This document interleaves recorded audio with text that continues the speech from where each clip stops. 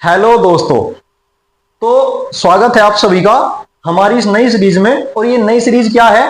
5 English grammar facts. 5 English grammar facts मतलब हम हर video में, इस सीरीज की हर वीडियो में इंग्लिश ग्रामर के 5 फैक्ट्स के बारे में डिस्कशन करेंगे।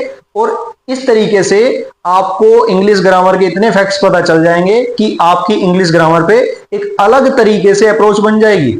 और यही हम करने वाले हैं इस सीरीज में। तो चलिए शुरू करते हैं बिना किसी देरी के। सबसे पहला फैक्ट क्या है, देखिए इंग्लिश ग्रामर का, कि every sentence must have subject and verb. अगर मैं कहूं कि एक सेंटेंस है और भाई साहब उसमें सब्जेक्ट है ही नहीं, तो क्या आप मान लोगे कि वो सेंटेंस हो सकता है? जी नहीं, बिल्कुल नहीं। मैं कहूं एक सेंटेंस है और उसमें वर्ब है ही नहीं, क्या वो सेंटेंस हो सकता है? जी बिल्कुल नहीं। एक सेंटेंस बनने के लिए कंपलसरी है 2 चीजों का होना। क्या होना? एक तो होगा सब्जेक्ट और एक होगा वर्ब, जिसको हम प्रेडिकेट से भी जानते हैं। एक्चुअली प्रेडिकेट क्या होता है? वो पार्ट होता है जिसमें वर्ब और वो सारी बातें आ जाती हैं जो सब्जेक्ट के बारे में कही जाती हैं। जैसे अभी हम कुछ एग्जांपल से समझेंगे। एग्जांपल क्या है? सबसे पहले जैसे हमने कहा ही प्लेज, ये अपने आप में एक सेंटेंस है। ही प्लेज, ही प्लेज मतलब वह खेलता है। तो ही इसका सब्जेक्ट है। सब्जेक्ट कैसे पहचानते हैं सेंटेंस में? जिसके बारे में सेंटेंस में बात की जाए वही सब्जेक्ट होता है, जिसके बारे में सेंटेंस में बात की जाए।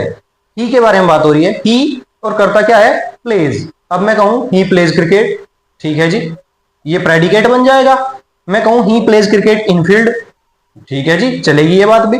लेकिन कंपलसरी क्या होना चाहिए? कंपलसरी किसी भी सेंटेंस में एक सब्जेक्ट होगा और एक वर्ब जरूर होगा, इसके बिना सेंटेंस बन नहीं सकता। अच्छा जी, तो आप एक बात बताइए हमें, हम एक सेंटेंस लिखते हैं और देखते हैं आप ये बात बता देंगे या नहीं।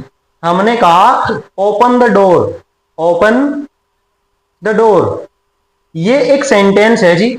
और ये सेंटेंस कैसा है? एक इंपेरेटिव सेंटेंस है। इंपेरेटिव सेंटेंस है, एक ऑर्डर दिया गया है ओपन द डोर। अच्छा, इसमें सब्जेक्ट कहां है? आप बोलो कि सर ये इंपेरेटिव सेंटेंस है और 100% है, लेकिन इसका सब्जेक्ट कहां है? तो हम बता दें कि इंपेरेटिव सेंटेंस का जो सब्जेक्ट होता है वो अंडरस्टूड होता है, और वो हमेशा क्या होता है? You, you open the door. तो इस तरीके से जो इंपेरेटिव सेंटेंस है, जिनमें रिक्वेस्ट की जा सकती है, सजेशन दिया जा सकता है, ठीक है, या ऑर्डर दिया जा सकता है, तो इस तरीके के जो सेंटेंस होते हैं इंपेरेटिव सेंटेंस कहलाते हैं। और इनमें जो सब्जेक्ट होता है वो यू होता है, जिसको अंडरस्टूड रखा जाता है। अच्छा, एक क्वेश्चन और, इससे आपका एक कॉन्सेप्ट बिल्कुल क्लियर हो जाए। मैं कहता हूं हु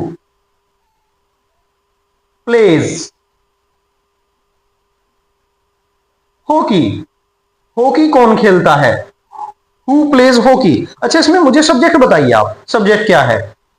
हु प्लेज हॉकी। अगर आपके माइंड में आया है कि हॉकी सब्जेक्ट है, तो निसंदेह गलत आया है, बिल्कुल गलत आया है जी। हॉकी इसका सब्जेक्ट नहीं है, बल्कि इसका सब्जेक्ट क्या है? हु, ठीक है, क्योंकि यहां पे हु के बारे में बात की गई है। हु यहां पे सब्जेक्ट है, सब्जेक्ट पे काम कर रहा है, ठीक है।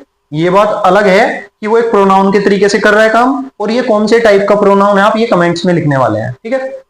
चलिए जी, अब हम बात करते हैं सेकंड फैक्ट के बारे में। सेकंड फैक्ट क्या आज का हमारा? सेकंड फैक्ट है जी, there are 8 parts of speech. देखिए लैंग्वेज में, इंग्लिश लैंग्वेज में 8 पार्ट्स ऑफ स्पीच हैं। कोई भी वर्ड, इंग्लिश लैंग्वेज का कोई भी word in 8 parts of speech में से ही होता है, इन 8 पार्ट्स ऑफ स्पीच में से ही होता है। हालांकि इस फैक्ट की अपनी एक लिमिट है, लेकिन वो बहुत एडवांस लेवल पे जाके है, ठीक है। और सामान्य अगर आपको इंग्लिश की ग्रामर की जानकारी चाहिए, एक सामान्य स्तर की इंग्लिश की ग्रामर की जानकारी, तो हम ये फैक्ट मान सकते हैं, there are 8 parts of speech, there are 8 parts of speech. और जितने भी वर्ड हैं इंग्लिश लैंग्वेज में, वो सारे के सारे इन 8 पार्ट्स ऑफ स्पीच में से ही होते हैं। हम एक ग्रामर सीरीज चला रखी है हमने, इंग्लिश ग्रामर की क्लासेज जो अलग से चल रही हैं, उनमें जब हम एडवांस कराएंगे तो तब आपको इस फैक्ट का जो है एक बताने वाले हैं कि इस फैक्ट की एक लिमिट है, और उस लिमिट के बारे में वहां पे ही डिस्कस करेंगे। आज हम बस आपको एक सामान्य फैक्ट बता देते हैं कि कोई भी वर्ड है उसका एक पार्ट्स ऑफ स्पीच होता है, और किसी सेंटेंस में वो जाके जो फंक्शन करता है तब जाके उसका वो पार्ट्स ऑफ स्पीच डिटरमाइन होता है। ऐसे नहीं किसी भी वर्ड को उठा के आप बोल दो कि इसका पार्ट्स ऑफ स्पीच तो ये होता है, नहीं जी। जब वो किसी सेंटेंस में जाके फंक्शन करेगा तभी उसका पार्ट्स ऑफ स्पीच डिटरमाइन किया जा सकता है। जैसे मैं कहूं के कम इन, कम इन, अंदर आइए, यू कम इन, है ना, इंपेरेटिव सेंटेंस है, मैंने बोला कम इन। अच्छा, इसमें ये इन है, ये इन क्या है, अंदर आइए, ये इन है जी, कम के बारे में बता रहा है, कहां पे आना है, अंदर आना है, तो इसका मतलब ये एडवर्ब है, यहां पे क्या, ये एडवर्ब है। अच्छा जी, अब अगर हम बात करें cat is, the cat is in the room, अब यहां पे ये इन क्या है यहां पे ये इन क्या है, यहां पे ये इन जो है एक प्रेपोजिशन है, एक प्रेपोजिशन की तरीके से काम कर रहा है, क्योंकि ये क्या कर रहा है, रूम जो कि एक हमारा नाउन है, इसको रिलेट कर रहा है, इससे सेंटेंस को संबंध बना रहा है, तो क्या है यहां पे इन एक प्रेपोजिशन है। एक सेंटेंस और लिख देते हैं, in is, in is an, in is an English word, in is an English word. अच्छा ये बताओ, इस सब्जेक्ट जो ये सेंटेंस है हमारा, इसका सब्जेक्ट क्या है, इसका सब्जेक्ट है इन, और सब्जेक्ट या ऑब्जेक्ट बनने का अधिकार किसका होता है जी, वो होता है सिर्फ नाउन और प्रोनाउन का। नाउन प्रोनाउन सिर्फ सब्जेक्ट बन सकते हैं, ऑब्जेक्ट बन सकते हैं, तो इसका मतलब यहाँ पे क्या है, प्रोनाउन तो है नहीं, यहाँ पे क्या है, नाउन है, तो जी यहाँ पे नाउन भी बन गया, इन नाउन भी हो सकता है। तो मैं आपको ये क्लियर कर देना चाहता हूँ कि किसी भी वर्ड का जो पार्ट्स ऑफ स्पीच होता है वो बिल्कुल डिटरमाइन नहीं कर सकते आप, जब तक उसको सेंटेंस में आप यूज नहीं कर दोगे, जब तक आप उसको सेंटेंस में यूज नहीं कर दोगे, उसका फंक्शन क्या है वहां पे, उससे ही तय होगा उसका पार्ट्स ऑफ स्पीच। क्लियर है बात? चलिए अब थर्ड जो है हमारा फैक्ट डिस्कस कर लेते हैं। थर्ड फैक्ट आज का ये है जी कि जो एडजेक्टिव होता है ना जी, एडजेक्टिव जो है वो किसको डिस्क्राइब करता है, वो डिस्क्राइब करता है जी नाउन को। एडजेक्टिव किसको डिस्क्राइब करता है, नाउन को, मतलब नाउन के बारे में ज्यादा जानकारी दे देगा, नाउन के बारे में ज्यादा जानकारी दे देगा। जैसे मैं कहूं कि a black cat, a black cat is here, ये जो ब्लैक वर्ड है यहां पे, ये एक एडजेक्टिव है और ये किसके बारे में एडिशनल इंफॉर्मेशन दे रहा है, किसको डिस्क्राइब कर रहा है, कैट, और जो कैट क्या है यहाँ पे, नाउन है, कैट यहाँ पे क्या है, नाउन है।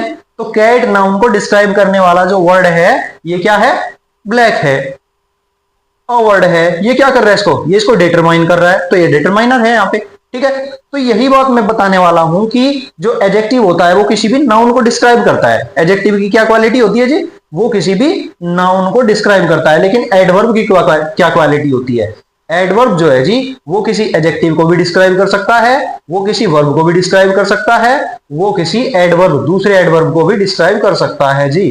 कैसे, चलिए एक बार एग्जांपल से समझ लेते हैं।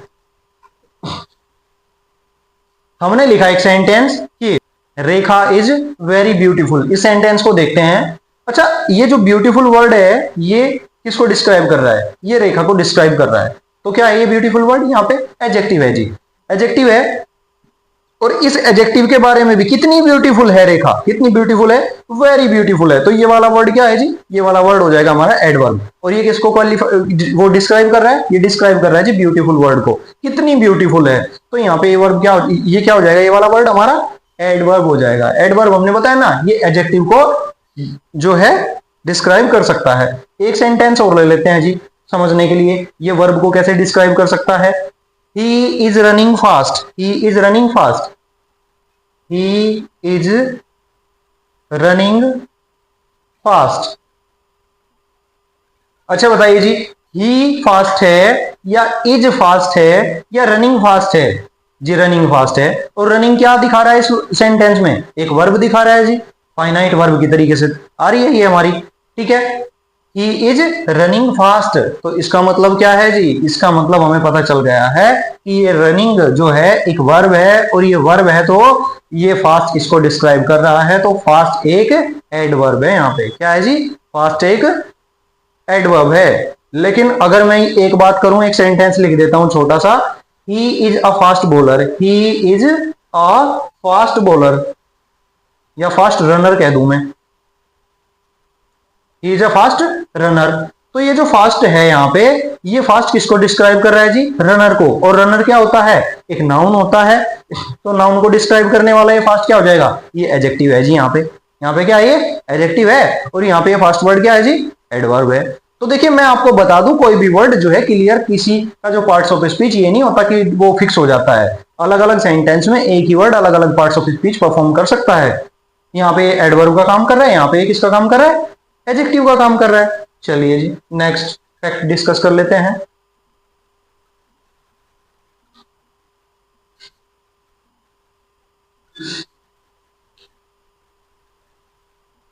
Some verbs can be both linking and action. कुछ वर्ब ऐसी होती हैं देखो जो लिंकिंग भी हो सकती हैं और वो क्या हो सकती हैं, एक्शन भी हो सकती हैं।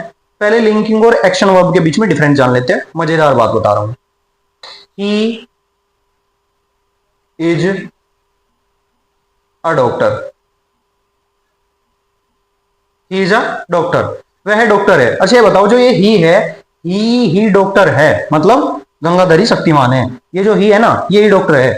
तो जब इस तरीके से किसी के बारे में बता दिया जाए, दोनों जो सब्जेक्ट है और जो उसका तुम्हें कॉम्प्लीमेंट दिखाई देगा जो उसके बारे में बताया, मतलब ये दोनों एक ही व्यक्ति होंगे या एक ही वस्तु होगी, तो समझ जाएगा बीच में आने वाली जो वर्ब है वो क्या होगी, वो हमारी लिंकिंग वर्ब हो जाएगी।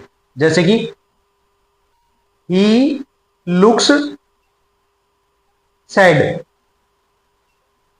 ही लुक्स सैड, तो यहां पे क्या हो जाएगी, ये जो ये लुक्स वर्ब है ना जी, ये क्या हो जाएगी, ये लिंकिंग वर्ब हो जाएगी हमारी यहाँ पे। क्योंकि जो ही है, ही जो है वो ही सैड है, कोई और सैड नहीं है।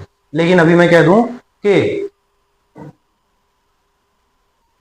ही लुक्स काइट, अब ये बता दो ही काइट एक ही है या अलग अलग है, ही और काइट एक ही है या अलग अलग है, अलग अलग है। तो जी यहाँ पे लिंकिंग वर्ब नहीं है, यहाँ पे एक्शन वर्ब है। यहाँ पे क्या है, ये एक्शन वर्ब है।